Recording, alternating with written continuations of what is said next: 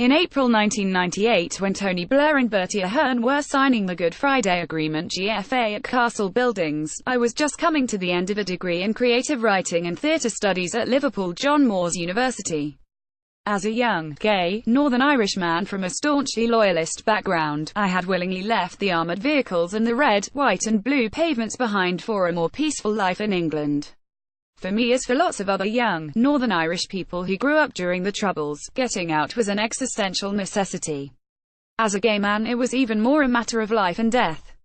Staying would have meant the subjugation of my duality and desire, the negation of my identity. Growing up in a household ruled by a homophobic, bigoted matriarch who had pictures of the Reverend Ian Paisley mounted on her walls, also meant that my home life was just as much a war zone as the one outside, and I desperately needed to escape.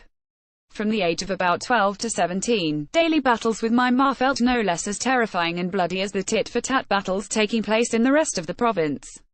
I remember clearly the screaming matches we used to have during the time of the Anglo-Irish Agreement (AIA) and the Ulster Says No protests. I thought the AIA was a step in the right direction, an opportunity for dialogue with all sides concerned. Ma thought it was one step closer to a united Ireland and the erosion of her Protestant identity. When I used to challenge her about this Protestant identity, highlighting the fact she never set foot in a church or appeared to have any Christian values, she'd retort that she was a Protestant politically, not religiously. You could never win with my mother. I was compelled to respond to the political situation. The effect of this upbringing was to make me quite apolitical, completely apathetic to the situation in the north. I didn't really care whether Ireland was united or if the 6 counties remained part of the UK. I didn't really feel Irish, and I didn't really feel British. I didn't care what flag flew above my head except, maybe, the rainbow flag. The one thing I did care about, though, was peace. I wanted the killings and the pain to stop. So, when the GFA was mooted, I was of hope. Here was a real chance of peace, and I wanted it to work out. Ma, of course, like the DUP, was against it. The very mention of the word peace would cause her to fly into a rage, barking like a rabid dog about us Protestants being sold down the River Lagan and into the south, and how we'd soon be controlled by Rome. She hated the idea of the Republic having any say in the future of Northern Ireland. Not even the 19th Amendment that rescinded the Republic's irredentist claim on Northern Ireland could appease her. The negative responses of the DUP and my mother infuriated me, and for the first time in my life I was compelled to respond to the political situation. Making use of my 3 years' study of theatre and creative writing, I decided to write a play.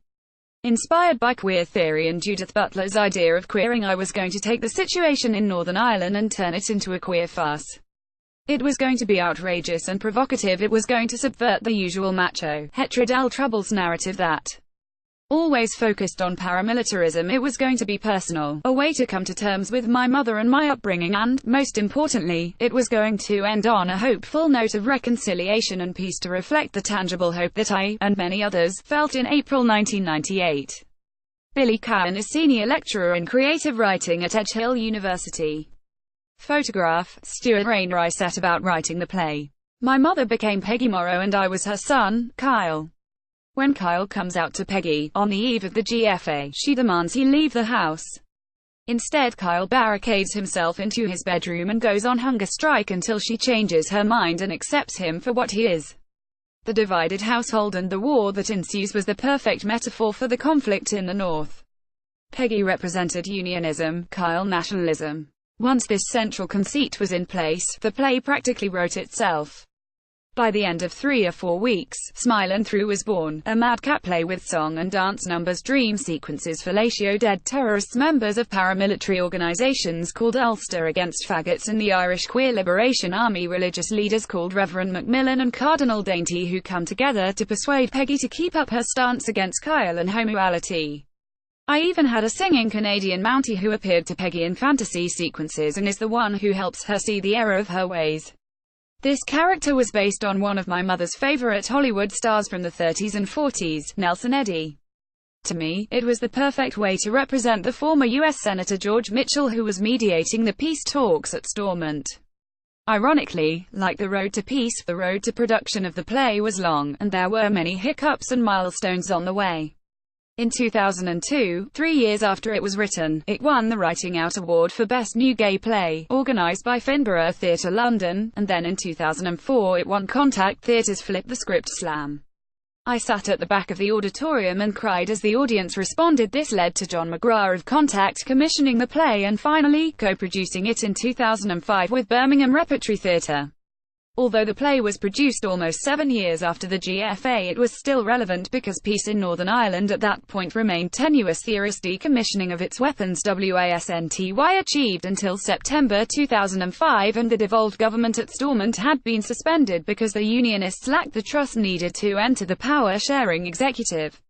My play, with its happy ending where Peggy and Kyle are reunited in a rendition of Smilin' Through, one of my mother's favourite songs, offered some much-needed positivity. On the opening night at the Birmingham Rep, I sat at the back of the auditorium and cried as the audience responded with riotous laughter and rapturous applause. I didn't cry because I felt proud or relieved that it had finally been produced. I cried for Peggy and Kyle, for me and my mother. I cried for all those who had suffered in the years preceding the Good Friday Agreement. And I cried for Northern Ireland, its past and its future. Smilin' Through went on to be nominated for Best New Play at the Manchester Evening News Theatre Awards 2005. It is published by Playdead Press. Billy Cowan is Senior Lecturer in Creative Writing at Edge Hill University. This article formed part of Agreement 20, an academic public engagement project organised between the University of Salford and King's College London, featuring a conference hosted by the Irish World Heritage Centre in Manchester and funded by the Department of Foreign Affairs and Trade on April 6 and 7, 2018.